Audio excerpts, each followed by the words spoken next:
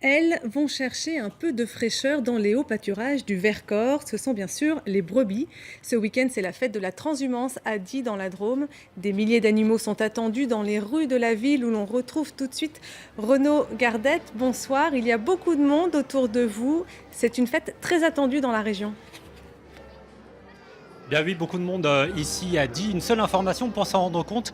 Tous les hôtels sont complets à des dizaines de kilomètres à la ronde. Beaucoup de familles sont venues avec leurs enfants pour assister au spectacle. Il y a 2 ans, près de 10 000 personnes avaient fait le déplacement. Alors cette année, le thème retenu, c'est le chien qui accompagne le berger, le chien de troupeau, mais aussi le chien de protection, notamment le patou.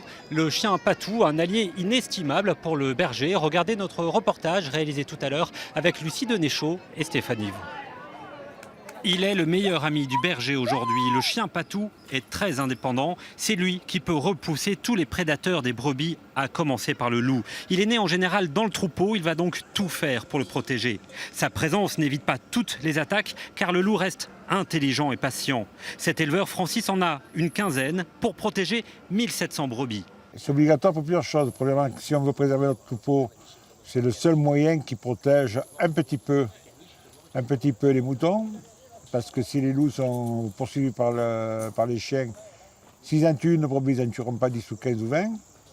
Donc c'est une préservation, mais c'est le moins mauvais des moyens pour protéger le loup.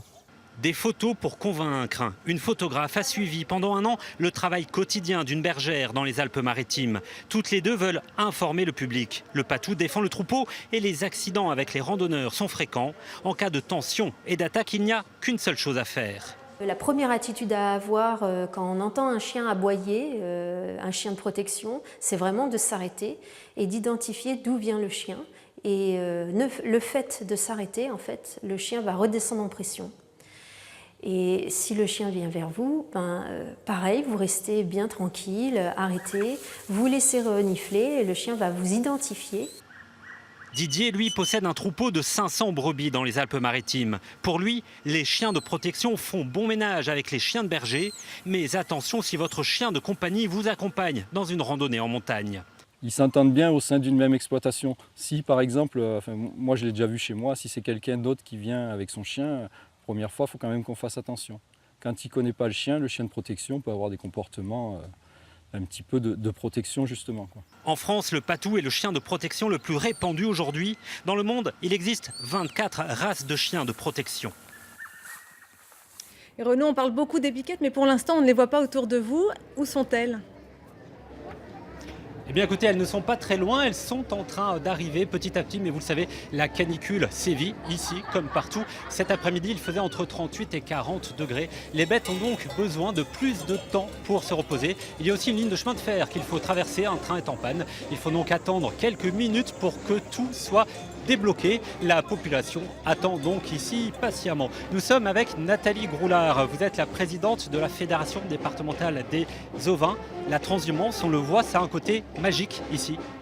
Magique, oui, c'est le mot, parce que ça nous ramène à des temps plus ancestraux, anciens, où avant la transhumance se faisait à pied. Donc il y a toute une tradition qui ne se perd pas, qui continue encore aujourd'hui. On voit encore des éleveurs qui font l'effort de monter à pied. Mais ça se voit de moins en moins parce que maintenant ils montent en camion, les brebis montent en camion. Et du coup, ce pastoralisme, c'est ce sur quoi on veut communiquer aujourd'hui sur cette fête. Ça nous permet de montrer le travail des éleveurs, des bergers. Le berger avec son bâton qui est suivi avec le chien de conduite, le chien de protection. C'est tout ça qu'on veut montrer aujourd'hui. On a évoqué le loup dans le sujet précédemment. Aujourd'hui, est-ce que c'est suffisant, par exemple, un chien patou pour défendre les troupeaux ? Alors non, ça ne va pas être suffisant. Il y a tout un faisceau d'outils que l'éleveur a à sa disposition, d'autres moyens de protection. Donc il va y avoir les filets électriques, les clôtures électriques carrément, pour éviter que le loup rentre dans les parcs. Mais aussi le gardiennage, donc des bergers qui viennent garder les troupeaux pendant tout l'été, nuit et jour, donc c'est un coût important. Mais ça ne serait rien sans une pression de régulation suffisante pour réguler la population de loups. Parce que le loup sait s'adapter, et c'est un animal intelligent et s'adapte à tous ses moyens de protection. Il peut les contourner, ils attaquent en meute, ils peuvent divertir les patous d'un côté et attaquer de l'autre côté. Donc on a besoin de tout un faisceau d'outils à disposition. Au niveau économique, d'une façon plus générale, il y a certains éleveurs, je crois, qui s'en sortent plus que d'autres. Alors oui, il y a des manières de s'en sortir. Essentiellement, ceux qui s'en sortent le mieux, on va dire, ceux qui ont une stratégie de commercialisation très bien, une bonne stratégie de commercialisation, on va dire. Donc, soit qu'ils misent sur la qualité de leurs produits pour avoir une plus-value. Donc, ça va être le label rouge, le bio, l'appellation d'origine protégée, qui va leur permettre d'avoir une réelle plus-value sur ce produit-là.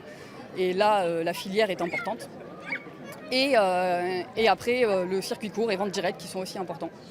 Merci Nathalie. Voilà, prochain rendez-vous demain matin aux aurores. Le top départ sera donné vers 6h du matin pour que les 5 troupeaux qui se sont rassemblés ici montent jusqu'au col du Rousset à 1500 mètres d'altitude. Un départ très tôt donc que nous allons accompagner évidemment. On vous en parlera demain soir.